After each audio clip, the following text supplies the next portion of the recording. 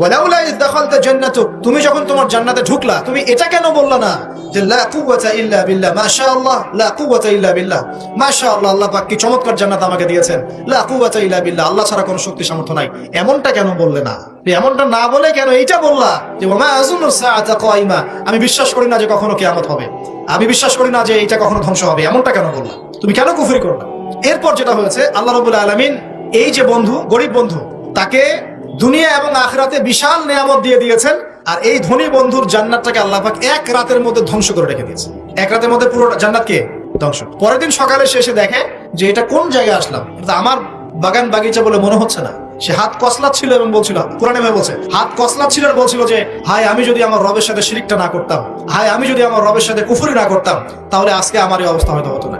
এই ঘটনাটা ঠিক পরেই আল্লাহ পাক বলছেন ওয়াদরিব লাহুম মাসালাল হায়াতিদ দুনিয়া, হে নবী মুহাম্মদ সাল্লাল্লাহু আলাইহি ওয়াসাল্লাম, তুমি এবার তোমার উম্মতের কাছে দুনিয়ার দৃষ্টান্তটা পেশ করো।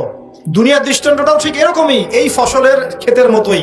প্রথমে বৃষ্টিপাত হয়, ফসল সবুজ হয়, মানুষ খুব পুলকিত হয়ে যায়, কি চমৎকার ফসল ফলেছে। এরপর সেই গাছগুলো হলুদ হয়ে যায়, তারপর সেগুলো খড়কুটা হয়, চুলায় চলে যায়। এই হয় না? এই গল্পটার সাথে, ঘটনার সাথে দুনিয়ার জীবনে মিল আছে না?